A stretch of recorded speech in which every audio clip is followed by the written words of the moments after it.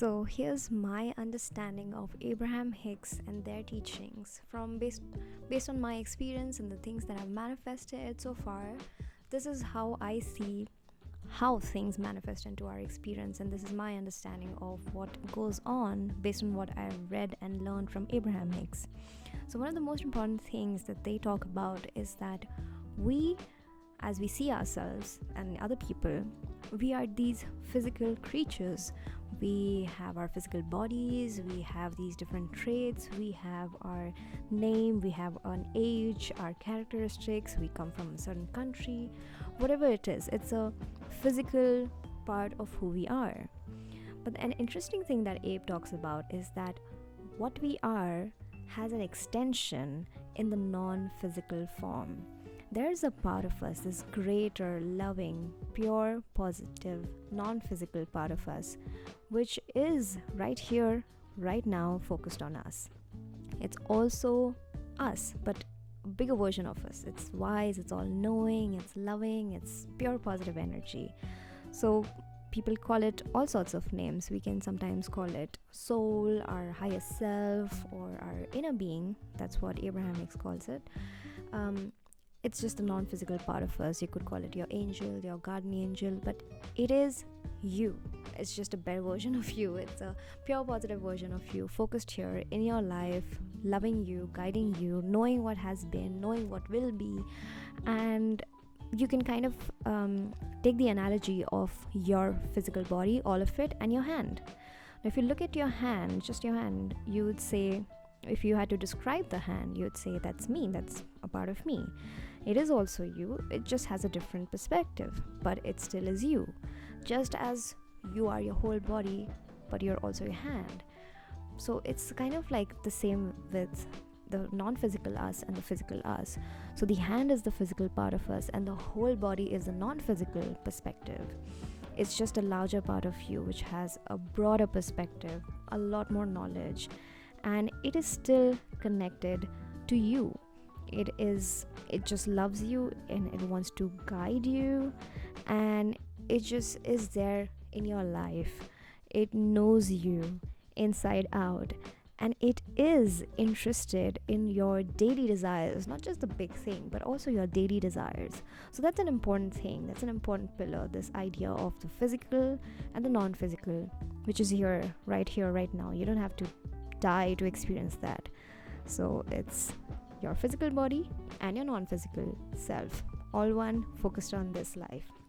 Now the second part is, of course, the law of attraction that you might be familiar with. There are a lot of teachers who talk about the law of attraction, but there are some important things that make it a little bit different in terms of what Abraham Hicks teach as compared to other teachers. So they say that law of attraction by definition is that which is like unto itself is drawn. So basically it's like a magnet. So like thoughts or vibrations, intentions, like-minded people, circumstances, events, everything which is like, it just attracts more of similar vibrating stuff. So in short, like attracts like, basically. So you're familiar with this law of attraction, of course, you've experienced it in your life, but the interesting thing that they say is that it's a universal law that applies to you, the physical you. It applies to your thoughts, your focus, your attention. But since it's a universal law, it also applies to the non-physical you. It applies to the greater part of you. So your non-physical part also has its focus and its attention, but it is pure positive energy, and it has this pure focus, it has this pure attention, which we sometimes don't have. Sometimes we have our fears and doubts, but the non-physical part of us is pure positive energy, and law of attraction applies there. And this is a great bonus, I will come back to it again. So you know the non-physical and the physical you, and you know the law of attraction. Now this is the third interesting thing about what Abe teaches. So there's kind of like this step one that they talk about of how we walk through life and the things that we experience, and how we decide for ourselves what we like and we don't like, what we don't like. So you come across something in your life, you're just walking ahead and you find something that feels interesting and something nice, and you decide that I like it. You observe it, you like it, and you just have a very basic feeling within you that this is something you like. And in that moment, a register, this is kind of like a desire register which is there with your inner being or with the universe. It registers that, oh, this is something that you like, and they keep it in account, they keep it in their mind. And the desire register could be called the vortex. So they remember that, okay, XYZ likes this thing. And sometimes it's not even such a clear idea that, oh, this is a goal that I want to set for myself. It can sometimes be a very visceral, instinctive feeling that this is something that I like. It's not even a fully formed thought in your mind, but every time you walk across life and you notice something you like, it is registered in the vortex. Your IB is on it, your inner being's on it, it remembers it. And it also sees and focuses and remembers when you look at something and you observe something and you don't like it. It makes you feel angry or it makes you feel upset. And in that moment, again, you launch a rocket of desire. And now this time, your inner being registers that they don't like this, so therefore they like the opposite of this. So for example, someone's rude to you, then your inner being is like, okay, this person likes to be respected and loved. Or you are in a very hot climate and your inner being remembers then that, okay, this person likes to be in moderate temperatures. So let's call this desire register the vortex. And your inner being's on it, it's focusing on it, it's remembering all the things that you like, and it is tending to it and taking care of it. Now all these different desires that you thought of, they're kind of being added into this register. And because your inner being is focusing on it, all these different components, they act like these ingredients into creating delicious dishes. And your inner being's focusing on it, and it's gonna make something great out of it. So look at all these things like ingredients in this big pot, this amazing pot, and all your likings and your desires and preferences, they go inside as ingredients. It's understood by your inner being, it's focusing on it, it's kind of thinking about it in a pure positive way. And your inner being, you can think of it as this great Michelin star master chef who's going to make something great out of all these ingredients. It knows this list of things that you like, and it knows how to make it work with each other and create a great experience for you. So now what happens is that when you focus on this vortex, when you think about this vortex, it has all these ingredients. As you walk through life, you put in all these different things that you have come across. So that could be something like your favorite car, or something like this feeling of being worthy and wanting to be respected, or this experience of talking to an audience, or the best coffee that you've ever had, or just wanting to be loved. All of these things that you notice in your life, it has been put in the register, it has been put into the vortex. Now the cooking can begin.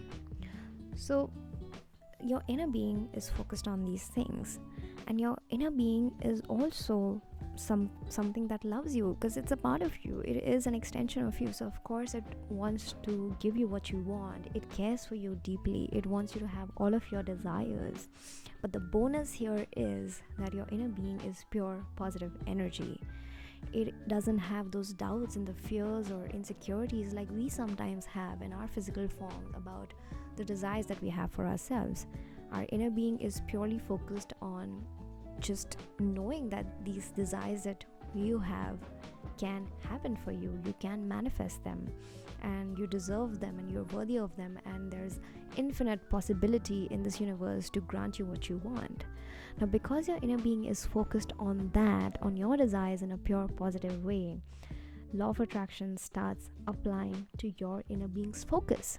That means it applies for you, because your inner being is basically a greater part of you.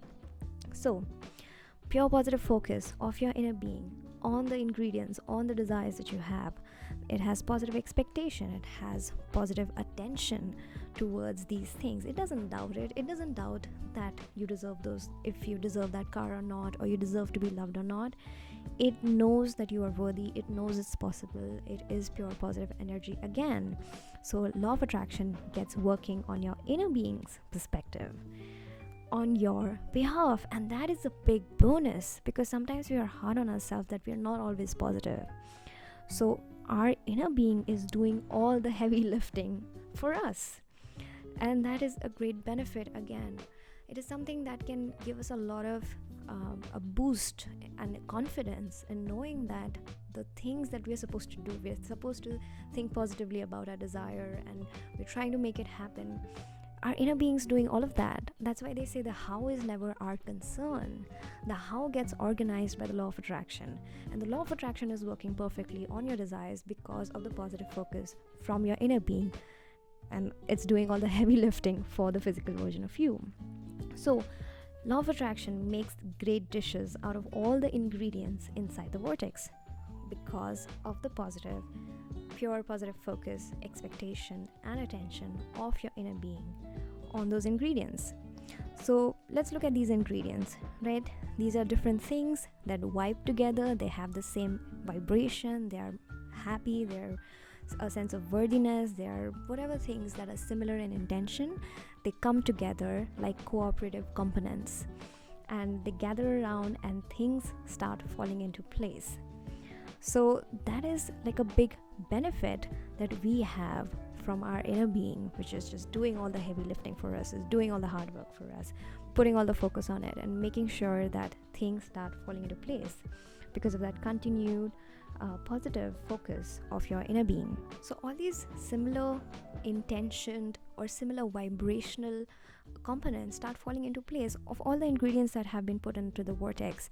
They start vibing with each other, they start falling into place. So for example, there's a desire in you to have $100,000. You saw someone having that kind of money, and you launched that rocket of desire. It was put as an ingredient in your vortex. Then you wanted to have also happy interactions with the boss at work, because at some point you didn't have a good interaction, so another desire was launched. There could be another ingredient like having happy clients at your work. There could be another thing that comes around. There's a new company prize or a competition that you get to know, and launches a rocket of desire that you would love to win that. And there could be another separate ingredient like having a lot of confidence within yourself and gaining new skills. And you have put all these ingredients step by step as you're walking through life in your desire register. And because your inner being is focusing on it, they start vibing together, they start falling in place together. But there's one missing piece at this point now, and that is you. That is you who is now going to receive all these things. So all of the falling into place of all these different things have been orchestrated by the law of attraction because of the positive focus of your inner being. Now it's time for you to receive it. So you didn't have to do any of it. You basically had to do nothing. You had to walk through life and look at what you like and look at what you don't like, and all of it was being arranged for you. So now as you're walking through life and all these things get ready for you, because it was such visceral feelings of desires, you didn't even realize that those were goals that you set. At some point in your life, you feel like, oh, I have a new goal. I'd like to have more money. But this is not from Abraham Hicks, but this is from my experience. I realized that when we think that we're setting a new goal for the year, or we're setting a new goal for ourselves, that's actually an inspired thought or an inspired idea from your inner being, giving you the nudge that your dish is ready. This is when your inner being has done all the heavy lifting. It's made sure all the ingredients are put together, and it's almost cooking in, it's baking in the oven, and you can almost smell the dish getting ready. That's when your inner being gives you that nudge, and you feel like, oh, I have this brand new desire or brand new goal that I'm setting for myself. I'd like to buy that car. I'd like to have that house. So all of these dishes are ready with the amazing ingredients. It's ready to be eaten. It's ready to be served. It's ready to be received and rendezvoused with for you. It's prepared. And at this point you think, this is a new desire. But now you can have two vibrational points within yourself. You can have two emotional responses to that thought.